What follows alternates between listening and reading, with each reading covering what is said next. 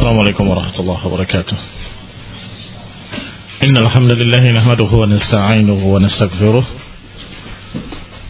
ونعوذ بالله من شرور أنفسنا ومن سيئات أعمالنا. من يهده الله فلا مضل له ومن يضلل فلا هادي له، وأشهد أن لا إله إلا الله وحده لا شريك له، وأشهد أن محمدا عبده ورسوله صلى الله عليه وعلى آله وأصحابه والتابعين وتابع التابعين ومن تبعهم بإحسان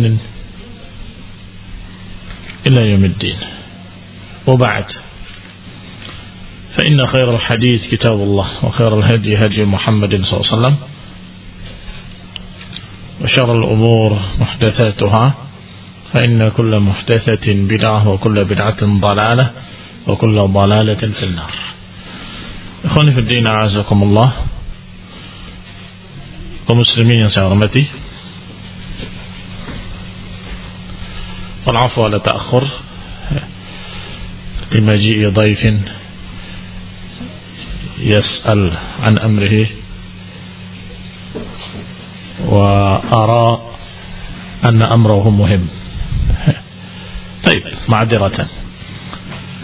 Intahina min hadits Ali bin Abi Thalib, kuntu rajulan madda'an fastahaitu an as'ala Rasulullah sallallahu alaihi wasallam. Walakin li'anna al-bab bab fil madi wa ghairihi, wa laysa kullu hadis fi hadzal bab an madi.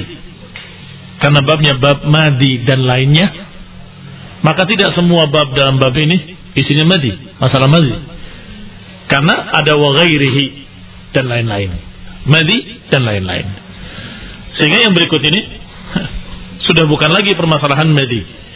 Permasalahan madi, hadis yang paling sahih, yang paling umdah dalam masalah madi adalah hadis Ali, yaitu kuntu rajulan madda'an fastahaitu an as'ala Rasulullah sallallahu alaihi wasallam. Fasaltu Miqdad bin al-Aswad fasa'alahu faqala yaghsil dhakarahu wa yatawadda.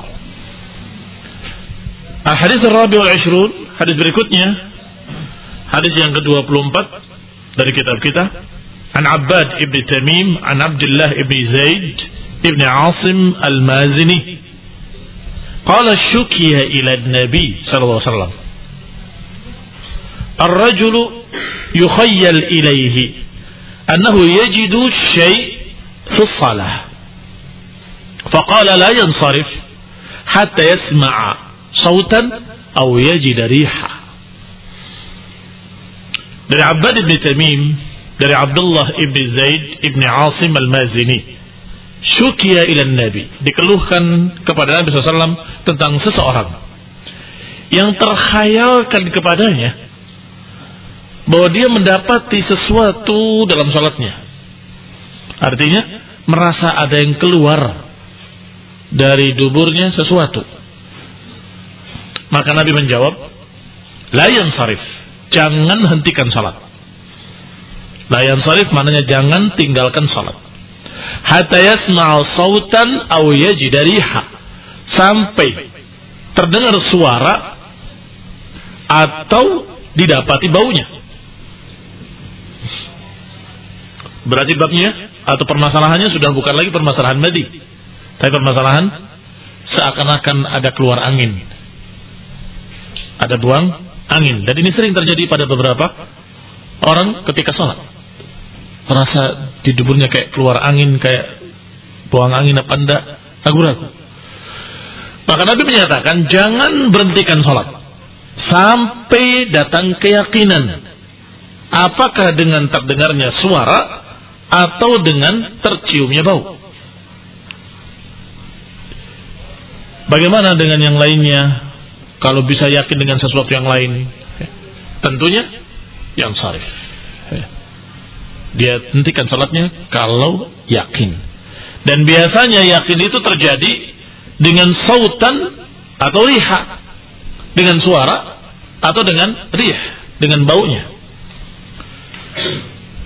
Al-ma'na al-ijmali, maknanya secara ringkas, hadzal hadis kama dzakarahu an-Nawawi rahimahullah, sebagaimana disebutkan oleh An-Nawawi rahimahullahu taala, adalah min qawaidil Islamil ammah.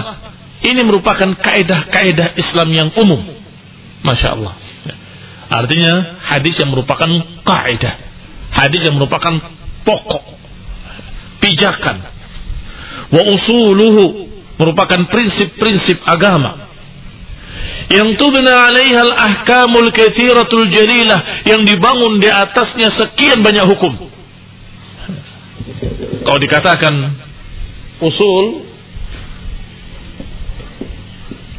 atau dikatakan dengan umdah atau dengan qaidah, maka maknanya dia merupakan pokok di bawah dan di atasnya dibangun sekian banyak hukum. Dan banyak hadis-hadis yang seperti itu. Hadis yang kelihatannya simpel, ternyata itu adalah perkara pokok yang dibangun di atas sekian hukum-hukum. Wahia, kaidah apa? Wahia anna al-asla baqa'ul asya' al-mutayaqqinah ala hukmiha. Di sini kita dapatkan dari hadis ini kaidah pokok, kaidah dasar, yaitu anna al-asla baqa'ul asya' al-mutayaqqinah ala hukmiha, bahwa hukum asal dari segala sesuatu adalah yang meyakinkan, dan hukum asalnya dia akan tetap seperti itu. La yazul bisyak, nggak akan hilang dengan keraguan.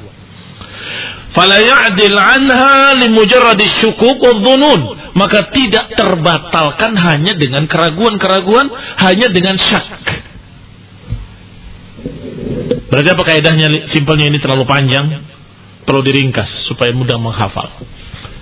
Al-yaqin la yazulu bisyak. Tulis itu. Uktub hadhil qaidah. Al-yaqin la yazulu bisyak. Sesuatu yang yakin enggak akan bisa hilang dengan keraguan. Al-yaqin la yazulu bisyak. Yang namanya keyakinan enggak bisa hilang hanya dengan keraguan. Kalau dia masuk Islamnya dengan jelas, dengan yakin asyhadu an la ilaha illallah wa asyhadu anna muhammadar rasulullah, zahirnya salat, puasa, maka enggak akan bisa hilang dengan sesuatu yang meragukan. Kayaknya dia mengucapkan ucapan kufur loh kemarin, berarti dia kafir ya. Hati-hati, jangan sembarangan. Islamnya yakin. Masa bisa kalah dengan sesuatu yang meragukan? Kayaknya dia mengatakan seperti ini, kayaknya dia mengatakan seperti itu. Walaupun bukan kayaknya, kamu dengar dia mengatakan seperti itu, masih harus diusut. Apakah dia tidak terpaksa? Apakah dia bukan karena tidak tahu? Jangan-jangan tidak tahu. Barangkali dia memiliki udzur-udzur tertentu. Dia nggak sholat Jumat, barangkali dia sakit di rumahnya, ada udzur. Atau dia mungkin dalam keadaan begini dan begitu. Atau dia mungkin musafir, tidak wajib Jumat baginya. Tidak bisa hilang keyakinan hanya dengan sesuatu yang meragukan. Contohnya yang sedang dibahas sekarang adalah seorang yang sholat merasa buang angin, kayaknya ada sesuatu yang keluar tadi itu. Yakin apa tidak yakin? Kayaknya. Kalau masih kayaknya, masih sepertinya, masih ragu-ragu, maka kamu tadi berwudunya dengan yakin. Kamu masuk ke sholat dalam keadaan yakin kamu tahir, maka yakin la yazulu bisyak, nggak akan bisa hilang dengan keraguan. Al-yakin akan bisa hilang kalau dengan keyakinan lagi. Oleh karena itu Nabi berkata, la yansarif, jangan batalkan sholatmu sampai ada kepastian. Apakah engkau mendapati baunya atau mendengarkan suaranya? Ini barakallahu fikum ajaran Rasulullah SAW untuk menghilangkan sifat was-was. Beberapa orang yang biasanya rajin ibadah, Masya Allah, sayang terkena penyakit was-was, batal lagi, wudu lagi, Allahu Akbar, baru beberapa menit belum ruku udah batalin lagi, kamar mandi lagi, wudu lagi, kembali lagi. Allahu Akbar. Belum ruku, dia batalkan lagi, dia berwudu lagi. Sampai bajunya basah, sarungnya basah. Kenapa kamu ini wudu lagi? Kayaknya ada sesuatu tadi. Kayaknya ada ini, sepertinya begitu, sepertinya begini. Hadhihi waswasatu syaitan. Ini waswasah, bisikan-bisikan syaitan. Penyakit waswas. Waswas ini penyakit. Apa obatnya? Obatnya adalah ucapan Rasulullah SAW, la yansarif. Jangan hentikan salatmu. Jangan batalkan salatmu. Jangan gampang-gampang membatalkan salatmu. Kamu tadi berwudu dengan yakin. Iya kan? Ya yakin. Tapi keluarnya tadi merasa ada angin keluar. Yakin? Enggak sih, cuma kayaknya ada yang keluar. Maka tidak bisa mengalahkan yang yakin. Teruskan salatmu. Itu ucapan Rasulullah SAW. Maka orang yang tadi bolak-balik ke kamar mandi itu, dia justru tidak sunnah. Kayaknya orang yang Masya Allah hati-hati sekali dalam masalah toharah, sehingga wudu lagi. Bukan. Itu bukan kehati-hatian. Itu waswasah. Itu penyakit waswas. Dan itu menyelisihi sunnah. Mengapa menyelisihi sunnah? Karena sunnah berkata dalam hadis ini, akhrajal Bukhari wa Muslim, menyatakan dengan tegas, la yansarif. Jangan kamu berhenti sholat. Jangan kamu tinggalkan sholat. Jangan kamu batalkan sholatnya. Sampai ada kepastian. Kalau masih kayak sepertinya seakan-akan, maka jangan membatalkan sholat. Tidak mengalahkan sesuatu yang yakin. Karena yang yakin la yazul bisyak. Yang yakin gak akan kalah, gak akan bisa hilang dengan sesuatu yang ragu. Kenapa Imam Nawawi rahimahullah menyatakan bahwa kaidah ini kaidah yang dibangun di atasnya ahkam katsirah? Karena bukan hanya dalam bab taharah. Dalam semua bab. Yang yakin gak akan kalah dengan yang ragu. Dalam bab salat, dalam bab puasa, dalam bab apa saja. Dalam semua bab fikih, kalau sesuatu yang yakin gak kalah dengan satu yang ragu. Baik, kembali kepada kitab. Sawa'un qawiyatis syukuk atau da'ufat. Sama saja apakah keraguannya besar atau keraguannya kecil, tetap kalau itu belum sampai tingkat yakin, nggak bisa mengalahkan yang yakin. Ada berapa maratibul ilm? Ada 5. Apa saja? Yang paling tinggi al-yaqin, al-ilm. Di bawahnya? Dhan. Terus di bawahnya lagi? Syak. Di bawahnya lagi? Waham. Ada lagi? 4 terus. Ini barakallahu fikum. Yang di bawah al-yaqin, dari dhannul rajih atau dhannul marjuh atau syak atau waham, itu semua tidak bisa mengalahkan yang yakin. Tidak bisa mengalahkan yang yakin. Madamat lam tasil ila darajatil yakin. Selama belum mencapai derajat yakin, jangan batalkan sholat. Kalau engkau membatalkan sholat dengan sesuatu yang tidak meyakinkan, maka engkau menyelisihi sunnah. Itu bukan kehati-hatian. Itu adalah perkara waswas. Wa amzilatu dzalika katsiratun la takhfa. Dan permisalannya, contoh-contohnya, katsiratun la takhfa, banyak tidak tersembunyi. Ini sangat jelas, banyak. Wa minha hadzal hadis, di antaranya hadis ini yang sedang kita bahas. Fama damal insan mutayaqqinan lit-taharah, selama manusia itu dalam keadaan yakin dengan taharahnya, wudunya dia ingat, taharahnya dia ingat. Tsumma syakka fil hadath, kemudian ragu tentang hadasnya. Fal asl baqa'u taharatihi, maka hukum asalnya adalah baqa'u taharatihi. Hukum asalnya adalah tetap dia tahir, tetap dia suci. Wa bil aksi, demikian pula sebaliknya. Siapa yang tayaqqan al hadas, siapa yang yakin bahwa dia buang hadas, buang air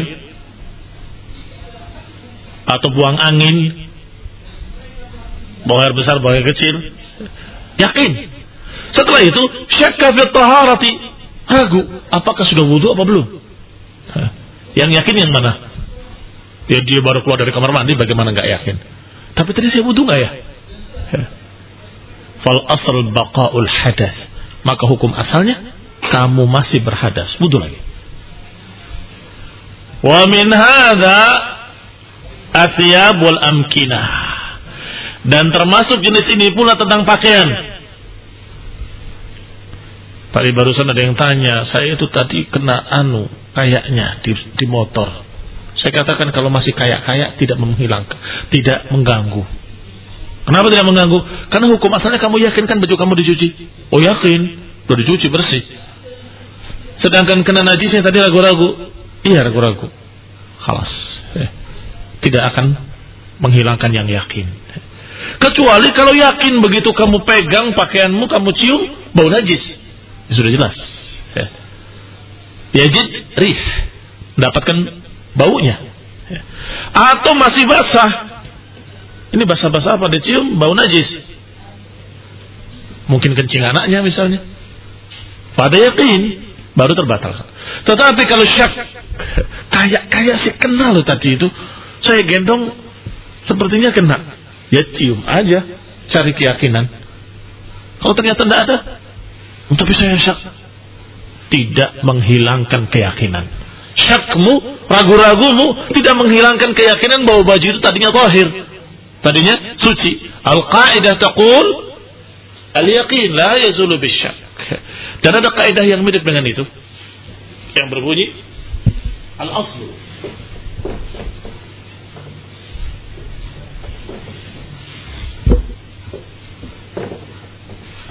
baqa'u ma kana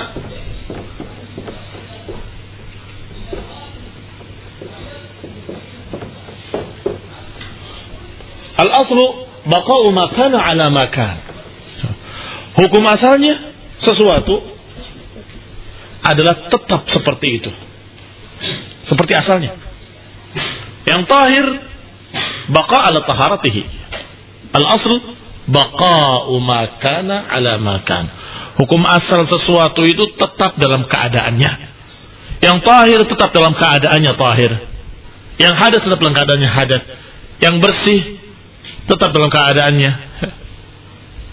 Ini juga maknanya tidak akan berubah kecuali ada sesuatu yang meyakinkan. Baik, kembali kepada kitab.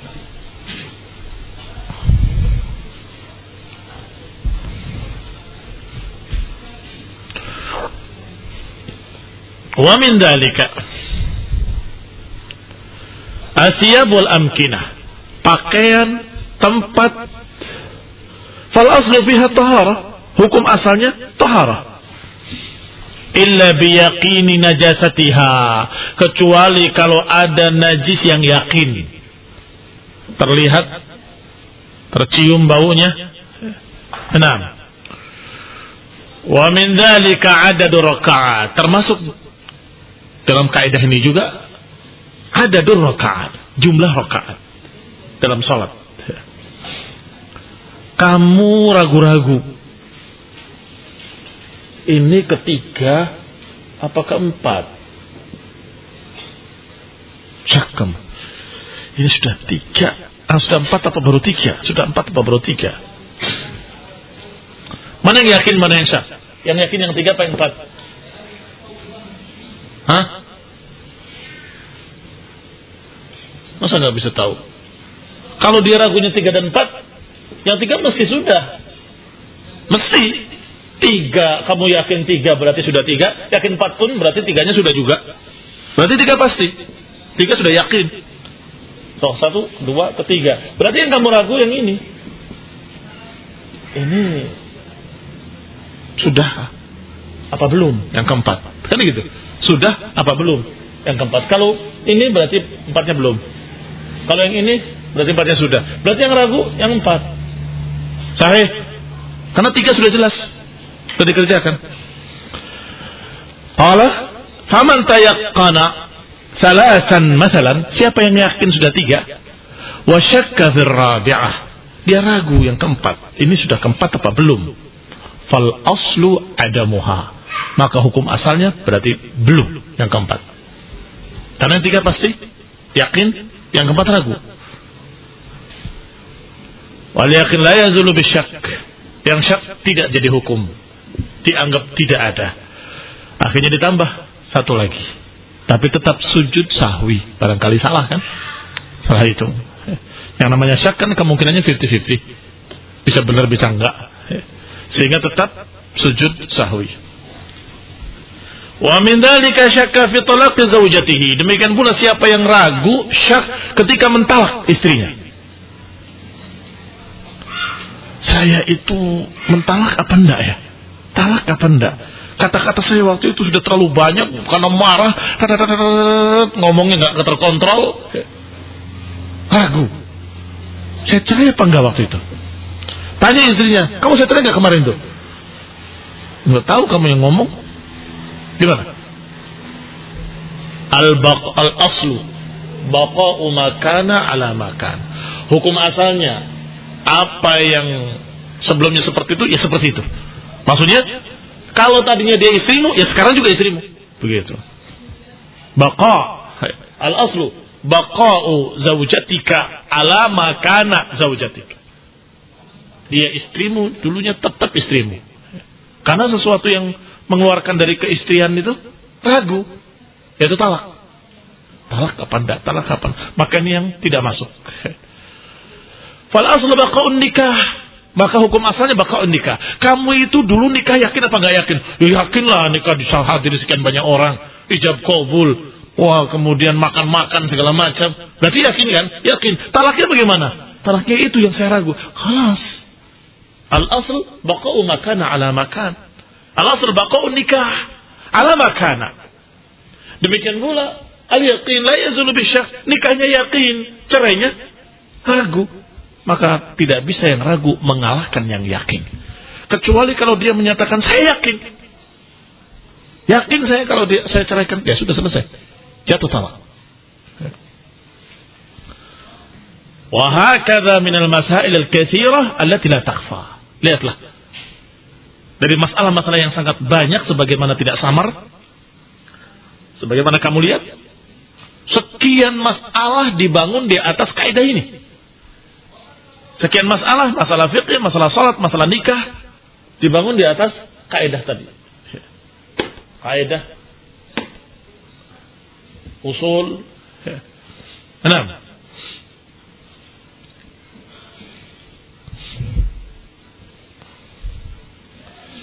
Ma yukhad min hadis, ma yukhad min hadzal hadis. Apa yang diambil dari hadis ini?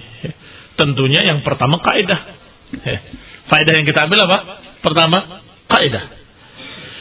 Yukhad min hadzal hadis qa'idatul 'ammah wa hiya anna al-asl baqa'u makana 'ala makan. Kaidah yang umum yaitu hukum asal sesuatu itu tetap seperti itu. Yang tadinya istrimu tetap istrimu. Enggak bisa hilang, berubah hanya karena sesuatu yang meragukan. Yang tadinya tahir tetap tahir. Enggak akan bisa jadi najis hanya karena sesuatu yang meragukan. Tadi saya lihat ketetesan loh. Kamu lihat apa enggak lihat? Ya enggak sih, cuma sepertinya loh. Namanya kucing kan kalau lewat kadang-kadang suka begitu. Iya memang, kadang-kadang suka. Tapi kamu lihat? Enggak. Gimana? Ya berarti syak. Itu duga-duga saja berarti. Tapi kalau ragu, ambil airnya, kamu lihat. Kamu cium baunya. Enggak bau apa-apa, ya khalas. Al-mahu tahur, la yunajjisuhu syai'. Air itu tetap suci, enggak akan berubah jadi najis. Illa idza taghayyara launuhu, aw rihuhu, aw ta'muhu. Tetap tidak jadi najis, tetap tahir. Kecuali kalau berubah warna, rasa dan baunya. Apa maksud para ulama? Ini ijma' ya, bukan hadis, bukan. Ijma' para ulama. Kecuali kalau berubah rasa, warna dan baunya.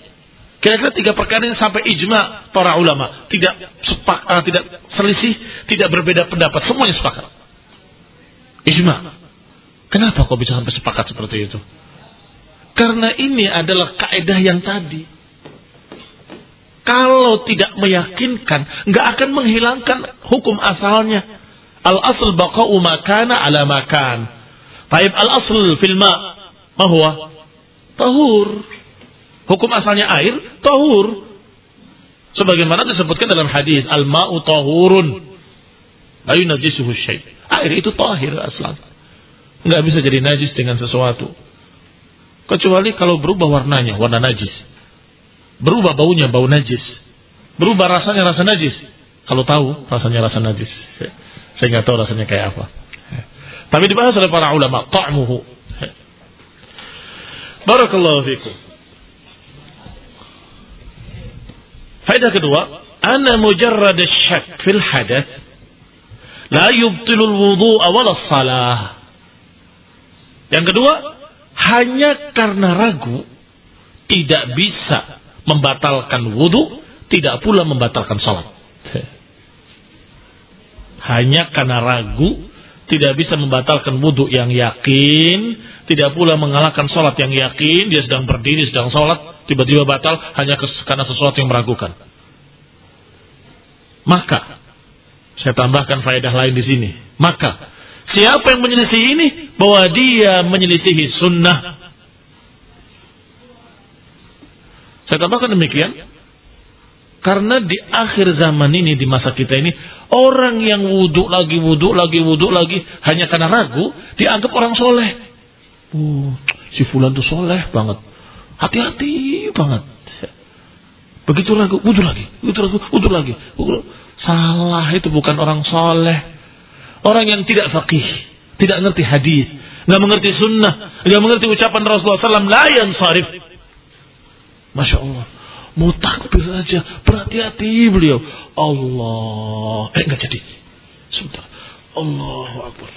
Saya ragu, masih belum mantap. Allah, aduh, belum mantap deh. Saya ulangi lagi. Itu bukan sunnah, itu bid'ah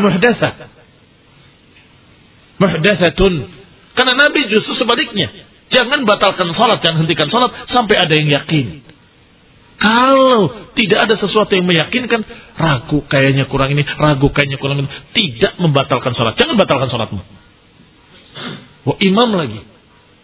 Allah rahmu wa yaghfir. Semoga mengampuni dosanya. Saya sudah takbir jadi makmum. Dia batal. Dibatalin. Pak. Belum mulai. Tadi sudah takbir. Belum mulai. Bingung makmumnya. Turun lagi tangannya. Allahu Akbar. Kita ikut Allahu Akbar. Pak, gak jadi pak. Gak jadi lagi. Wallahu zalim. Sudah tidak sunnah, mengadakan perkara baru dan mendolimi makmumnya. Makmumnya sampai bingung. Ini gimana mau sholat kok gak jadi lagi, gak jadi. Sido pora sholatnya. Kaum muslimin yang saya hormati. Berarti yang benar, faedah dari hadis ini adalah hanya karena ragu, jangan batalkan sholat.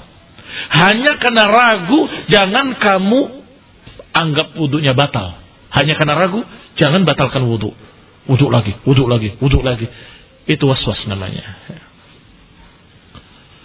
Dan tidak perlu pula melakukan apa yang dilakukan oleh haula dengan kaedah-kaedah tadi. Untuk menghilangkan keraguan. Maka kalau kamu habis buang air kecil, lakukan 20 perkara untuk menghilangkan keraguan. Pijit kemaluanmu, loncat-loncat, letakkan batu di ujung kemaluannya supaya terserap sisa airnya. Kemudian berjalanlah naik tangga turun tangga 2 kali, 3 kali. Nanti kalau ada sisa keluar begitu. Kemudian yang keempat, hendaklah kamu berdehem. Biasanya keluar lagi kalau begitu. Ini semua tidak ada ajarannya dalam sunnah. Semua nggak ada ajarannya dalam sunnah. Dibuat oleh mereka karena was-was. Saya baru hafal segitu, masih ada 20 sekian belas lagi. Dan itu disebutkan oleh Ibnu Qayyim rahimahullah sampai lengkap. Dan kemudian dikomentari bahwa ini satu pun tidak ada yang disunahkan oleh Rasulullah SAW.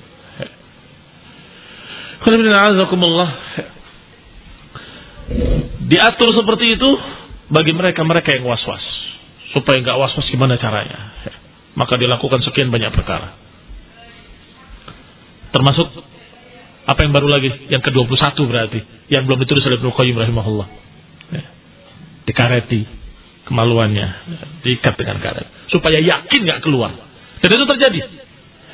Terjadi. Dan orangnya, saya masih ingat orangnya. Kita nasihati, kita ingatkan. Tidak ada itu hulu, berlebih-lebihan. Yang seperti itu. Supaya ketika sholat gak keluar lagi Ustaz. Tidak ada. Kalau memang itu bagus, akan diajarkan oleh Rasulullah SAW. Kalau kalian mau sholat setelah kebuang air, maka karetilah kemaluan kalian. Ikatlah dengan tali atau sesuatu. Tidak ada. Walhamdulillah Rabbil Alamin. Ciptaan Allah sangat sempurna. Setelah disiram dengan air, taqallasa. Taqallasa itu mengkerut, kemudian menutup lubangnya. Itu Masya Allah. Ciptaan Allah subhanahu wa ta'ala. Adapun yang ragu, kayaknya. Tidak akan menghilangkan yakin. Gak akan mengalahkan yang yakin. Baik.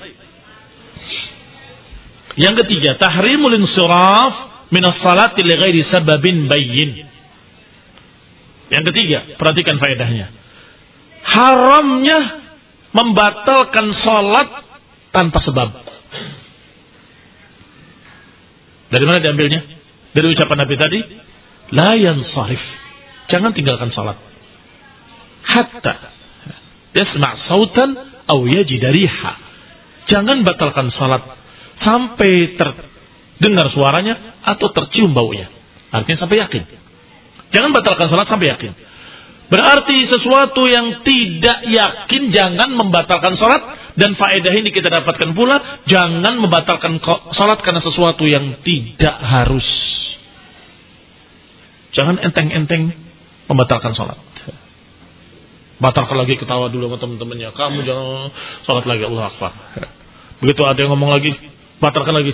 Kurang ajar tambah. Oh, saya pukul nanti. Allah Akbar lagi. Kok enaknya batalkan salat? La yajuz. Tidak boleh, bahkan haram hukumnya. Lihat faedahnya.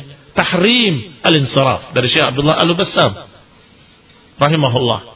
Tahrimul insaraf minas salat. Haramnya membatalkan salat kalau bukan karena sebab yang syar'i, kalau bukan karena sebab yang bayyin. Sebab yang bayyin ay sababun yakin. Bayyin itu artinya jelas. Kecuali dengan sebab yang jelas, yakin. Kalau memang benar-benar terdengar suaranya, benar-benar terdengar baunya, ya silahkan. Tapi kalau bukan karena itu, jangan membatalkan salat. Bagaimana ketika Allahu Akbar ingat, iya situ haus, minum dulu. Gimana, batalkan? Hah? Batalkan apa jangan? Emang sholatnya berapa jam? Sholat selesai, bisa minum. Nah, an-rih al-kharijah min ad-dubur bisautin atau bighairi sautin naqidatun lil wudu. Faedah keempat, bahwa angin yang keluar dari dubur, yakni buang angin, bisautin atau bighairi saut, dengan suara atau tanpa suara, membatalkan wudu. Cuma yang ditanyakan tadi kepada Nabi, yukhayyalu ilaihi, dikhayalkan seakan-akan keluar. Maka Nabi menyatakan jangan tinggalkan sholat. Kalau saja dia bertanya bagaimana kalau buang angin, Nabi akan menyatakan batalkan. Insarif minas salat, tinggalkan salat, wudu kembali. Tapi ketika ditanyanya yukhayyal ilaihi, dikhayalkan, terbayang seakan-akan keluar. Karena syaitan kadang-kadang meniup-niup dubur seseorang yang sholat, supaya gelisah, supaya ragu, supaya was-was. Maka la yansarif, jangan yansarif. Berarti faedahnya, semua yang keluar dari kubur dan dubur, apakah itu buang air besar, buang air kecil, apakah itu batu, apakah itu dud, cacing, ataupun angin, semuanya membatalkan wudu, membatalkan salat. Baik. Apa namanya? Kalau rih kharijah minad dubur bisautin, kalau dengan suara disebut durat. Kalau tanpa suara disebut fusa. Itu pengayaan lughah Arabiyah, ya. Nah, yang tanpa suara disebut futha. Futha'un au durat. Durat yang bersuara.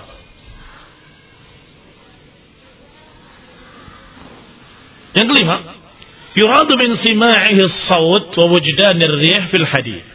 Yang dimaukan dari ucapan Rasulullah SAW mendengar suara atau mendapati bau, yang dimaksud oleh beliau adalah al-yaqin min dzalik.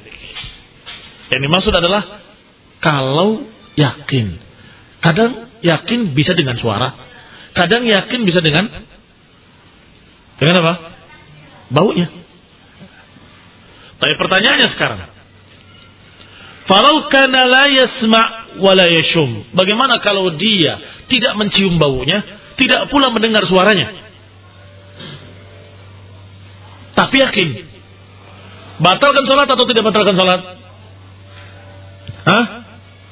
Tidak terdengar suara, tidak tercium bau, tapi saya yakin gendut. Saya yakin buang angin.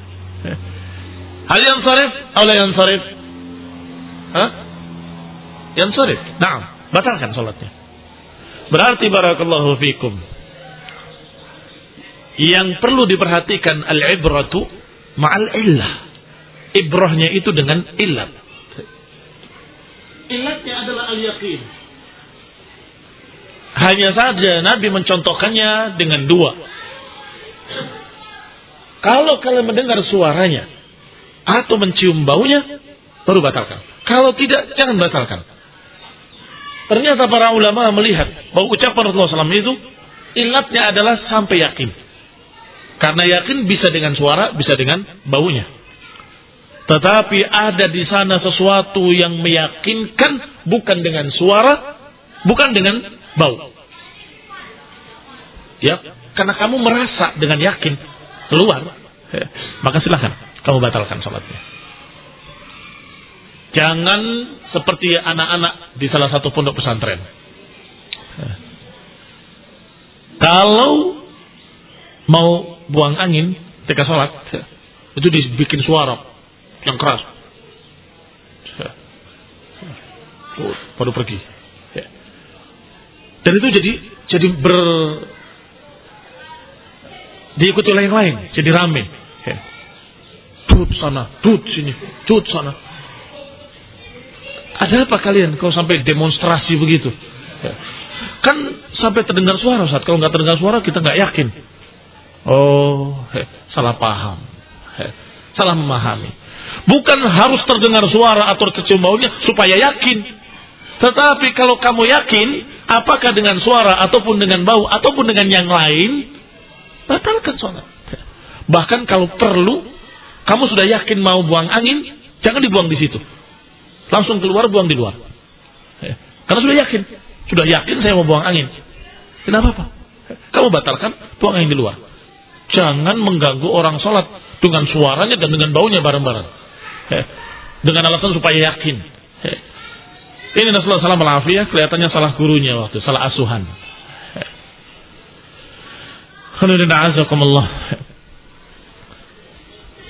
Maka dikatakan di sini oleh Syekh, wa tayaqqana bighairi hadaini tariqaini intaqadha wudu'uhu.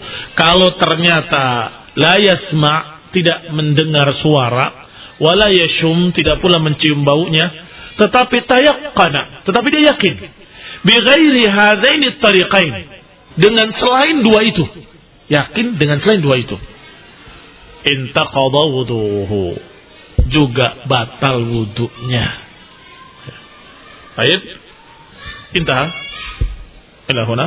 Hal nak soal? Ada pertanyaan? Tafadhal.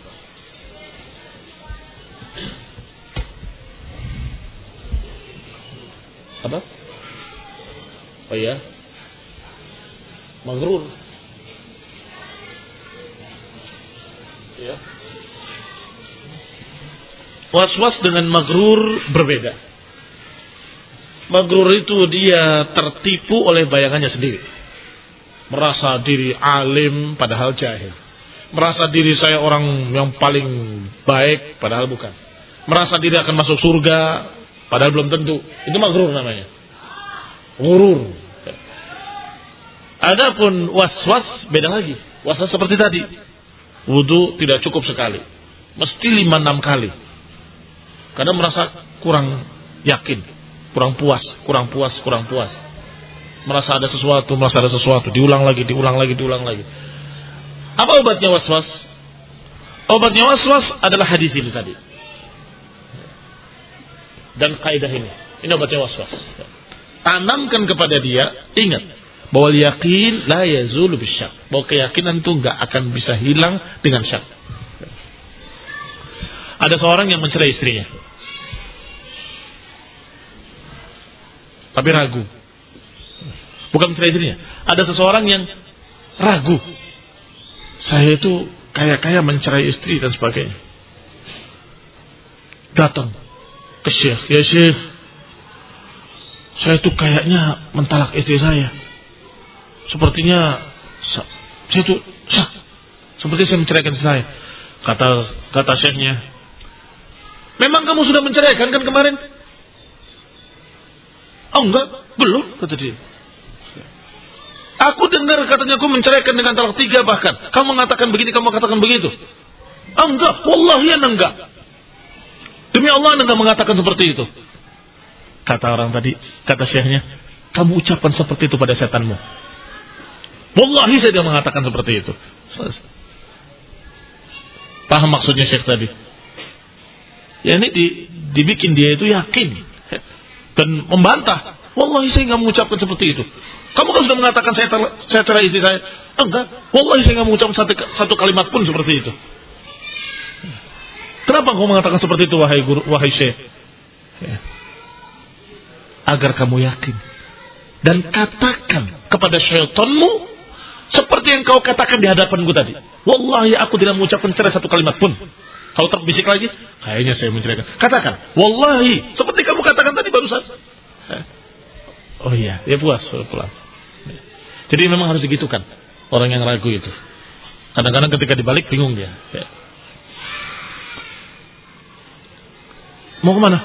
Saya mau wudu lagi. Buang angin. Kentut. Enggak, saya tadi kurang yakin wudunya. Kamu sudah cuci muka? Sudah kumur-kumur? Sudah ini? Tangan juga sudah? Sudah semua? Salat. Kadang sudah semua, apa lagi? Ya. Tangan sudah, muka sudah, kumur-kumur sudah, kaki juga sudah. Yang ragu apanya? Ya. Ini kadang-kadang syaitan membuat was-was dengan sesuatu yang nggak ada alasan apapun. Nah,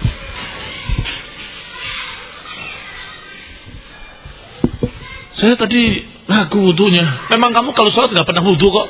Siapa bilang nggak pernah wudu? Saya selalu wudu. Akan yakin kalau sudah wudu. Ya. Berarti kamu sungguhnya yakin sudah wudu. Tetapi masalahnya dibisik oleh syaitan terbawa. Al-hidayah wa rahmah. Baik. Al-hadits al-khamis wal-'ishrun. Sahih?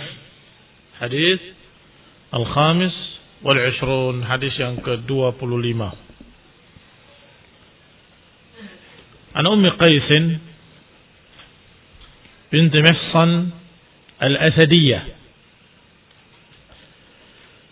annaha atat bibnin laha saghir lam ya'kul at-ta'am ila Rasulillah sallallahu alaihi wa ala alihi wa sallam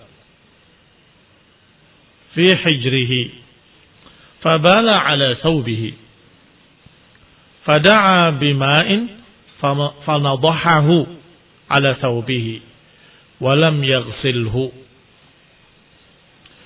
Wa fi hadits Aisyah ummul mu'minin radhiyallahu ta'ala anha anna Rasulullah sallallahu alaihi wa ala alihi wasallam utiya bisabiyyin fabala ala thawbihi fada'a bima'in faatba'ahu iyyah. Wali Muslim faatba'ahu bawlahu wa lam yaghsilhu.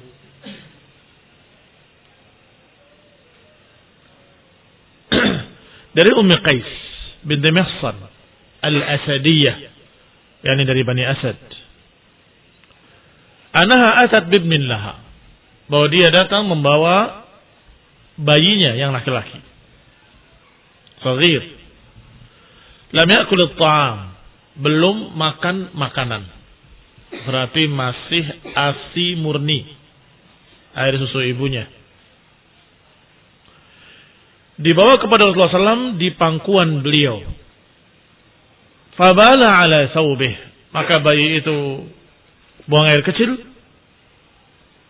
pipis di pangkuan Rasulullah SAW, di baju Rasulullah SAW. Fada'a bima'in fanadahahu, maka Nabi pun meminta air, kemudian nadahahu ala thawbihi, kemudian disiramkan ke bajunya. Walam yaghsilhu, dan beliau tidak mencucinya. Masih ingat apa makna nadaha? Dalam hadis Ali bin Abi Thalib radhiyallahu taala anhu yang menyatakan kuntu rajulan madzaan fa amartu al-Miqdad bin Aswad radhiyallahu taala anhu fas'alahu faqala, maka Nabi bersabda, igsil dzakaraka wandah farajak. Nadaha kita terangkan kemarin maknanya memerciki dengan air, tetapi bermakna pula mencuci. Apalagi dalam hadis kemarin disebutkan dengan lafaz lain, igsil dzakaraka wa tawadda, cuci kemaluanmu dan berwudulah. Berarti mana fandah adalah igsil. Tetapi di sini ta'ayyan makna al-awwal wala tsani. Tertentu maknanya makna yang pertama, bukan makna kedua. Sebab kalimatnya fanadahahu wa lam yaghsilhu, memerciki dengan air dan tidak mencucinya. Berarti makna nadah di sini adalah makna yang pertama, yaitu memerciki dengan air saja, tidak dicuci. Dan sudah pernah kita sampaikan perbedaannya, bahwa nadah dengan makna memerciki dan mencuci, perbedaannya kalau mencuci air itu berpindah ke tempat lain.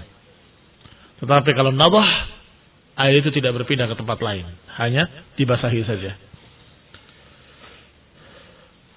Dalam lafaz kedua pun, atau dalam hadis kedua bahkan, karena dari sahabat, dari rawi yang berbeda, dari Aisyah Ummul Mukminin, anna Rasulullah SAW utiya bisabiyin, bahwa Nabi didatangkan kepadanya seorang anak kecil, bayi yang belum makan makanan apapun kecuali air susu ibunya. Fabala ala thawbihi, maka ternyata bayi itu buang air kecil di pangkuan Rasulullah SAW atau di baju Rasulullah SAW. Fada'a bima'in, maka beliau meminta diambilkan air. Fa'atba'ahu iyah, kemudian dialiri air padanya. Wali Muslim, dalam lafaz Muslim disebutkan fa'atba'ahu baulahu wa lam yaghsilhu, hanya dialirkan atau dipercikkan air pada kencingnya atau pada baju yang basah, wa lam yaghsilhu, dan tidak mencucinya. Berarti lafaz yang pertama maupun lafaz yang kedua disebutkan dengan tegas lam yaghsilhu, tidak mencucinya. Berarti hanya an-nadhu. Nadah adalah diperciki air saja. Al-ma'na al-ijmali, maknanya secara ringkas, karena sahabat radhiyallahu taala anhum yatuna an-nabi sallallahu alaihi wasallam bi atfalihim, bahwa mereka para sahabat-sahabat radhiyallahu taala anhum biasa datang membawa bayinya menemui Rasulullah SAW, berharap mendapatkan barakah dari Allah Subhanahu wa taala melalui sebab Rasul SAW. Liyanalu min barakatihi wa barakati du'aihi lahum. Mereka berharap barakah dan berharap barakah dari doa Rasulullah sallallahu alaihi wa ala alihi wasallam. Karena biasanya kalau didatangkan seorang anak kecil kepadanya, maka Nabi akan mendoakannya. Nah, wa kana sallallahu alaihi wa ala alihi wasallam min latafatihi wa karami akhlaqih yastaqbiluhum bima jabalahu Allah alaihi. Dan bahwasanya Rasulullah SAW karena lembutnya beliau, latafatihi, wa karami akhlaqih, dan karena mulianya akhlak beliau, maka beliau pun yastaqbiluhum bima jabalahu Allahu alaih. Rasulullah SAW biasa menerima mereka dengan bayi-bayi mereka, anak-anak mereka, dan Nabi mendoakannya.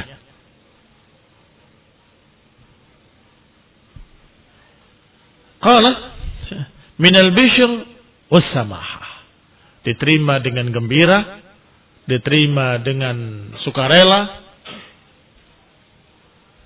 Ini karena adab yang baik, karena akhlak yang baik, kelembutan Rasulullah SAW.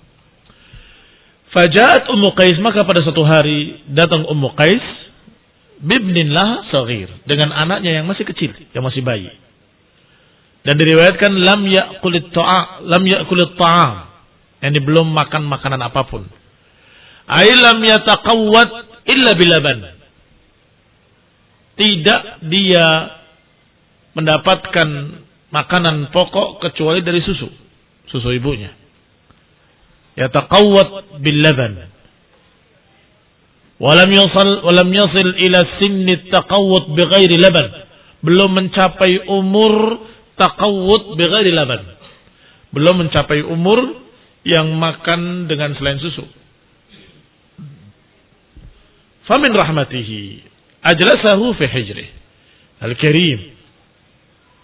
Maka termasuk rahmat dan kasih sayang Rasulullah SAW, beliau mendudukkan bayi tersebut di pangkuannya. Fabala as-sabiyyu ala thawbin nabi. Ternyata bayi kecil itu buang air kecil, pipis di pangkuan Rasulullah SAW. Ala thawb, di atas baju gamis Rasulullah SAW. Fatalaba ma'an, maka Nabi meminta diambilkan air. Farasha makan al-bauli min thawbihi rasha, maka Nabi memerciki tempat air kencing tadi di bajunya rashan. Ini sebagai maf'ul mutlaq. Rasha, rashan. Rasa yang pertama fi'il, yang kedua maf'ul, isim maf'ul. Farasha makan al-bauli min thawbihi rasha, maka diperciki dengan benar-benar percikan, bukan disiram. Dengan maf'ul mutlaq maknanya bukan dicuci, tapi benar-benar hanya diperciki saja. Walam yaghsilhu ghaslan, tidak mencucinya dengan pencucian. Baik, hadza makna al-hadis secara ringkas. Ikhtilaf al-ulama, berselisih para ulama tentang masalah pencucian ini. Bahkan mereka memperdebatkan pula tentang air kencing bayi yang belum makan makanan, baru air susu ibunya. Apakah najis atau tidak najis? Mereka berselisih. Taib yang berpendapat najis berselisih pula bagaimana membersihkannya. Apakah cukup dengan diperciki atau harus dicuci? Yang berpendapat bahwa itu najis, mereka berselisih lagi. Apakah najis yang berat, mughalladhah, atau najis yang ringan, mukhaffafah, atau najis yang wasat, yang tengah-tengah, mutawassitah. Kita lihat yang pertama dulu. Yara ta'ifatun minal ulama anna dzakara wal untha sawa fil iktifa bin nawah. Berselisih pula tentang bagaimana kalau laki-laki, bagaimana kalau perempuan. Sebab yang disebutkan di sini bibnin laha saghir. Yang kedua juga bisabiyin. Kedua-duanya laki-laki. Bibnin laha saghir mudzakkar, bisabiyin juga mudzakkar. Dan biasa mereka membawakan anak-anak laki-laki mereka pada Rasulullah SAW. Dan jarang sekali mereka bawakan anak-anak perempuan. Wallahu ta'ala alam, ini adalah kebiasaan mereka. Orang-orang Arab ketika itu, mereka bawakan dan biasa anak laki-laki yang sering dibawa-bawa. Adapun yang perempuan biasanya jarang dibawa-bawa. Taib, yang pertama. Yang kedua, kalau begitu, hukum tadi apakah hanya pada bayi laki-laki atau juga pada bayi perempuan? Yara ta'ifatun minal ulama, sekelompok dari para ulama berpendapat, anna dzakara wal untha sawa, bahwa laki-laki dan perempuan sama. Fil iktifai bin nadhi, bahwa cukup dengan percikan air saja. Kalau yang laki-laki nassan, yang perempuan qiyasan.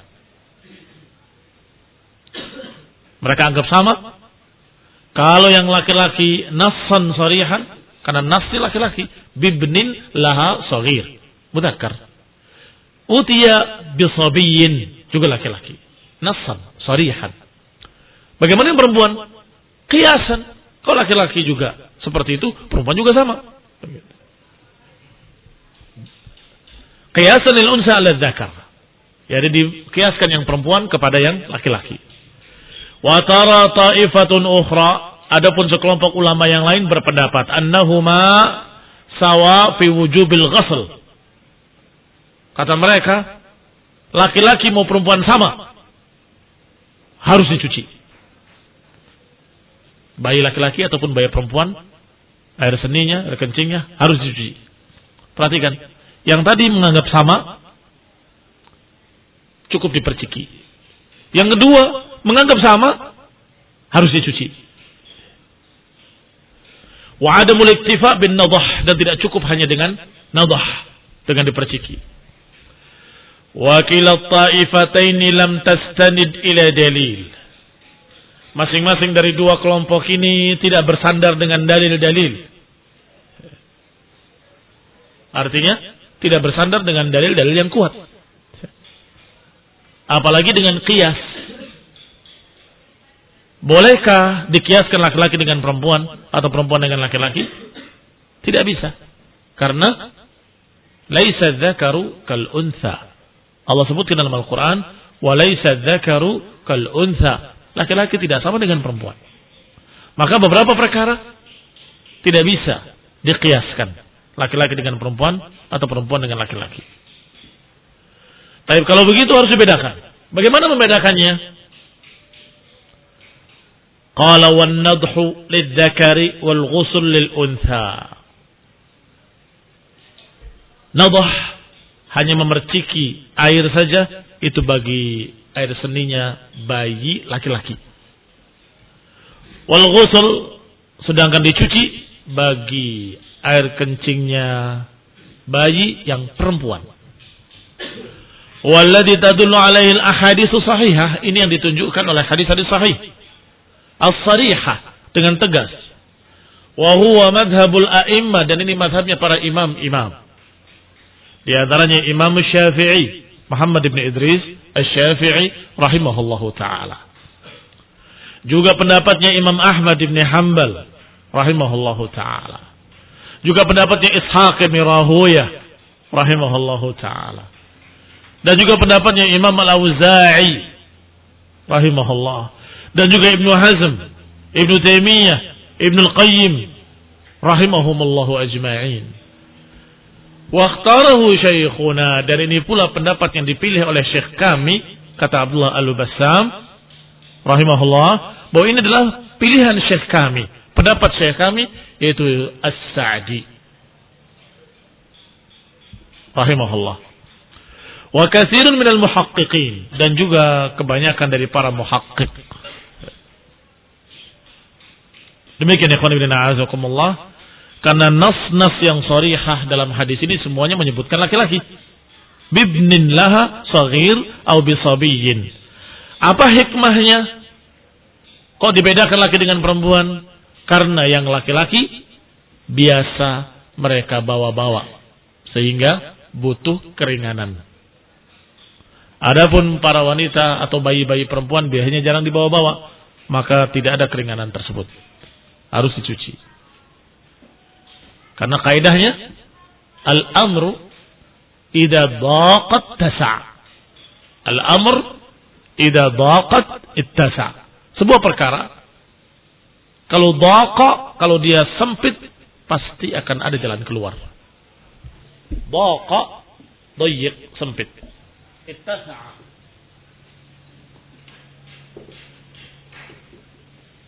Ittasa'a meluas. Semua perkara dalam agama ini, karena inna hadzal din yusrun, agama ini mudah, maka setiap keadaan sempit pasti akan ada jalan keluar atau pasti akan ada keluasan. Idza dhaqa ittasa'. Karena di sini ittasa' maka qafnya masuk kepada ta. Idza dhaqat tasa'. Idza dhaqat tasa'. Baik, kembali kepada kitab. Maka ketika mereka biasa membawa anak-anak laki-laki mereka atau bayi-bayi laki-laki mereka, maka ketika ada kesulitan, ada kesempitan, ada jalan keluar, yaitu tidak wajib dicuci, hanya cukup dengan diperciki air. Ma yukhad min al-hadis, apa yang diambil dari hadis? Istafadna min hadzal hadis fawaid, minha najasatu baulil ghulami wa in lam ya'kul at-ta'am li syahwah. Yang pertama, najisnya air kencing bayi laki-laki walaupun belum makan makanan li syahwatin. Apa maknanya li syahwatin? Barakallahu fiikum. Bayi yang masih menyusui kadang-kadang suka dicoba-coba dikasih sesuatu di mulutnya, udah dimakan. Itu nggak masuk hitungan. Karena itu bukan syahwah. Tapi yang dimaksud adalah anak itu bisa makan sendiri dengan kemauannya. Baru itu yang dikatakan sudah makan makanan ta'am. Kalau masih menyusu, walaupun sesekali suka dicoba pakai makanan ini, itu belum masuk. Jadi apa yang dimaksud? Belum makan makanan yang kemauan sendiri si bayi itu makan. Baik. Itu yang pertama, faedahnya. Bukan ada yang bertanya, tapi kenapa kok nggak dicuci? Katanya najis. Limada lam yughassal? Kenapa nggak dicuci? Dua-duanya riwayat menyebutkan walam yaghsilhu. Nadahahu walam yaghsilhu. Fa atba'ahu baulahu walam yaghsilhu. Kalau najis kan harusnya dicuci. Kenapa nggak dicuci? Jawabannya ada pada yang kedua, bahwa najis ada yang mughallazah, ada yang mutawassithah, ada yang mukhaffafah. Ada yang berat, ada yang ringan, ada yang sedang. Yang berat tidak cukup dicuci sekali. Harus 7 kali. Wa ulahunna biturab. Dicuci 7 kali dan salah satu dengan pasir. Ada pula yang mereka istilahkan, ini istilah para fuqaha ya. Istilah para fuqaha. Mughallazah, mukhaffafah dan mutawassit. Baik. Ada pula yang dikatakan mutawassit, yang dicuci seperti biasa. Cukup ketika hilang warna, rasa dan baunya cukup. Tidak harus 7 kali, tidak harus dengan pasir. Yang ketiga, mukhaffaf, ringan. Yakfi birrash. Biasa mereka masukkan para fuqaha ke dalam mukhaffafah adalah air kencing bayi laki-laki yang belum makan makanan, masih menyusu susu ibunya. Baik. Yang kedua biasa apa dimasukkan? Medi, sebagaimana sudah kita bahas. Apakah najis atau tidak najis? Mereka yang menganggap tidak najis karena cukup diperciki. Mereka yang menganggap najis karena harus diperciki. Berarti jawabannya najis tapi ringan. Najis yang ringan. Baik. Maka pendapat yang kedua, faedah yang kedua, kifayatur rasyi, cukup dengan memerciki. Alladzi la yablugh darajatal jiryan, yang tidak mencapai derajat mengalir. Cukup itu litathhir baulil ghulam, untuk mensucikan air kencing bayi laki-laki. Kalimat la yablugh darajatal jiryan kharaja minhu al-ghusl. Kharaja minhu al-ghusl. Artinya kalimat beliau cukup dengan rash yang tidak mencapai darajat al-jiryan, itu untuk menunjukkan bukan dicuci. Karena perbedaan rash nadah dengan mencuci adalah darajat al-jiryan.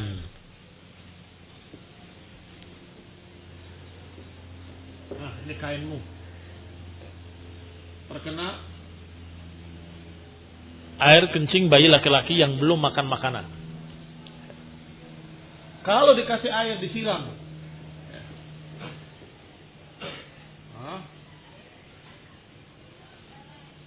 sampai mengalir ke bawahnya, itu namanya dicuci. Itu namanya dicuci. ada ghusl. Adapun rash, lam yablugh darajatal jiryan, tidak mencapai derajat mengalir.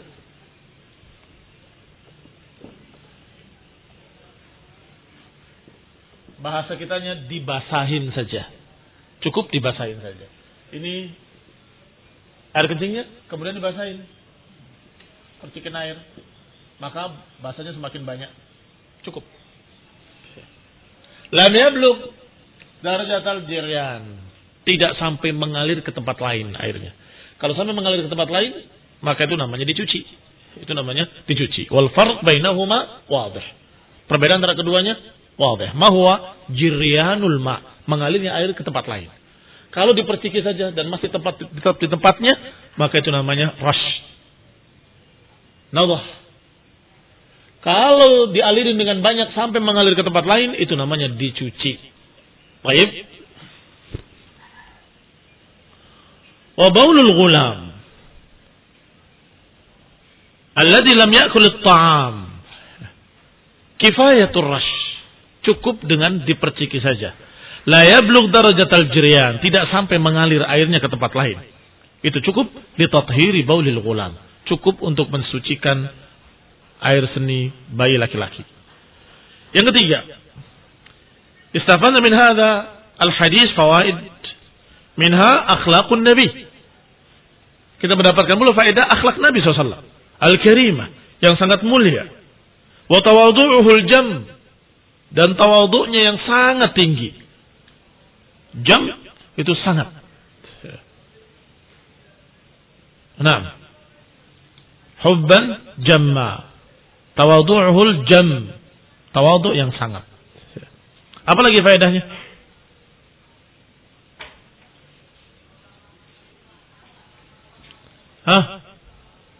Banyaknya mereka membawa anak-anak mereka kepada Rasulullah SAW.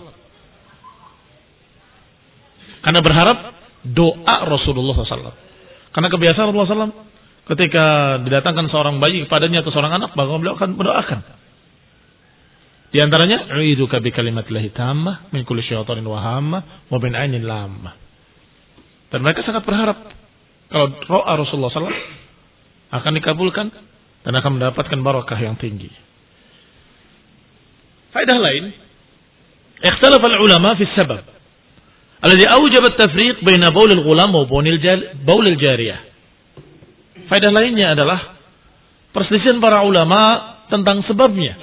Kenapa harus dibedakan antara bayi laki-laki dengan bayi perempuan? Malladhi awjaba at-tafriq baina al-ghulam wa baul al-jariyah. Baina baul al-ghulam wa baul al-jariyah. Apa sebabnya?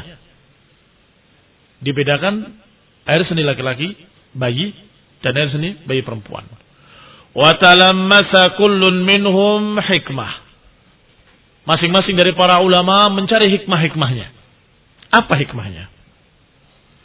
Yang sarat fi nadharihi al-fariqah al-munasibah.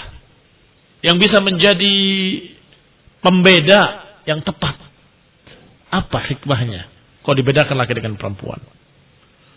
Banyak talamusat itu memperkirakan hikmah-hikmah apa. Wasan hadis talamusat, dan yang paling bagus dari apa yang disebutkan oleh para ulama dari hikmah-hikmah pembedaan bayi laki-laki dengan bayi perempuan adalah salah satu dari dua pendapat. Artinya ada pendapat-pendapat lain yang tidak mu'tabar, tidak teranggap. Yang teranggap dan paling baik ada dua pendapat.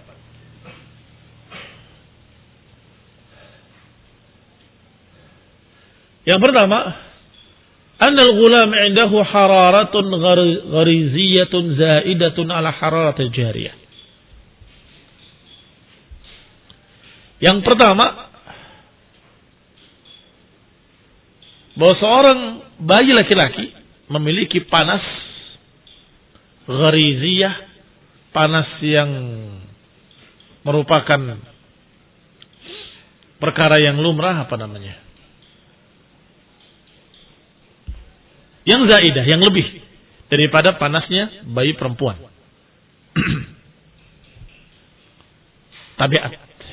Tabiat panas yang ada pada bayi laki-laki lebih daripada panas yang ada pada bayi perempuan. Yang tadbakhut ta'am, yang akan memasak makanan lebih sempurna. Wa talattaf al-fadalatil kharijah, maka akhirnya menjadi baik apa yang keluar daripadanya. Fadalat itu adalah yang keluar dari tubuh manusia. Bahasa mereka ekskresi. Dan tahu ya. Ada berapa jalan keluar atau ada berapa yang keluar dari tubuh manusia? Keluar keringat, keluar air seni, air besar, buang air kecil, keluar apa lagi? Keluar ingus, keluar air mata, itu semua yang keluar dari tubuh manusia akan jadi baik kalau panasnya di dalam cukup baik. Wa ma hadhihi al-harara az-zaida kaunu at-ta'am at-tifl latifan. Oleh karena itu, karena panas yang lebih pada bayi laki-laki, maka makanan bayi tersebut lebih lembut, lebih bagus. Li'annahu laban, karena makanannya susu. Wal jariyah laisa ladaiha al-hararah al-mulattifah. Adapun bayi perempuan tidak memiliki panas yang seperti laki-laki. Wa yu'ayyidu hadha taqyid nadh an-najasah bi'adami akli at-ta'am illa al-laban. Yang lebih mendukung pendapat ini adalah karena dikhususkan bayi tadi, bayi yang belum makan makanan selain susu. Berarti kaitannya dengan apa? Kaitannya dengan ekskresi yang keluar itu lebih bersih karena panasnya lebih dan yang dimakan suci, yaitu air susu ibunya. Maka syaratnya bi'adami akli ta'am, syaratnya belum makan makanan lain. Illa laban, kecuali susu ibunya. Wasani, adapun yang kedua, alasan mereka membedakan laki dengan perempuan, atau jawaban mereka mencari hikmah apa perbedaannya. Katanya, annal ghulam adatan arghab ila an-nas min al-jariyah. Bayi laki-laki biasanya lebih disukai oleh manusia daripada bayi perempuan. Fayaktur hamluhu wa naqluh, maka lebih banyak dibawa, lebih banyak digendong, lebih banyak dipindah-pindahkan dari tangan yang satu tangan yang lain. Wa tubashir najasatahu, tentunya lebih sering mereka terkena najis laki-laki atau bayi laki-laki. Mimma yusabbibul masyaqqah, yang itu menyebabkan kesulitan, wal haraj, kesusahan. Fasumiha bitakhfifi najasatihi, maka diberikan toleran, kemudahan dengan diringankannya najasatu baulit tifli al-ghulami al-dzakar alladhi lam ya'kul at-ta'am. Oleh karena itu dimudahkan dengan diringankannya najis bayi laki-laki yang belum makan makanan apapun. Wa yu'ayyiduhu ma ya'rif syariah, ma yu'raf an syariah. Di antara yang mendukung alasan kedua ini atau jawaban kedua adalah apa yang dikenal dalam syariat. Minas samah wa taysir. Bahwa syariat ini banyak toleran dan banyak kemudahan. Apa kaidahnya tadi? Al-masyaqqah tajlibut taysir, atau al-amr idza daqat tasa'. Ini sungguhnya sama kaidahnya dengan yang tadi. Diistilahkan kadang dengan kalimat idza daqat tasa', kadang-kadang diistilahkan dengan al-masyaqqah tajlibut taysir. Kesulitan akan membawa kemudahan. Kesulitan akan membawa kemudahan. Sebagaimana di sini daqa ittasa', kalau sempit akan ada jalan keluar. Ala anna ba'd al-ulama ja'aluhu min al-masail at-ta'abbudiyah. Hanya saja sebagian para ulama menganggapnya bahwa ini masalah ta'abbudiyah. Masih ingat apa maknanya ta'abbudiyah? Hah? Apa? Tidak ada alasan-alasan yang bisa dipahami dan diketahui dengan akal. Artinya, ada pula para ulama yang berkata, pokoknya dari sononya udah begitu. Udah gak usah dijawab-jawab. Gak usah, mungkin karena ini, mungkin karena itu. Pokoknya begitu. Itu namanya ta'abbudiyah. Artinya ada ulama yang menjawab, karena bayi laki-laki lebih panas dari bayi perempuan, memiliki hararah zaidah, sehingga hasil ekspresinya lebih sempurna daripada perempuan. Ada. Ada pula yang menyatakan, karena bayi laki-laki sering dibawa-bawa. Karena sering dibawa-bawa, maka sering mengenai mereka najis-najisnya. Maka diberi keringanan. Apa yang sulit diberi kemudahan. Ala anna ba'dul ulama. Ternyata beberapa ulama menganggap bahwa itu ta'abbudiyah. Artinya ta'abbudiyah tidak dijawab dengan barangkali. Enggak dijawab dengan kemungkinan-kemungkinan. Pokoknya dari sananya sudah begitu. Pokoknya diperintahkan begini pada laki-laki, diperintahkan begitu pada perempuan. An-nadah lidz-dzakari wal ghusl lil-untha. Allati la tuqal hikmatuha. Itu pendapat yang berkata bahwa tidak bisa dipaham dengan akal hikmahnya.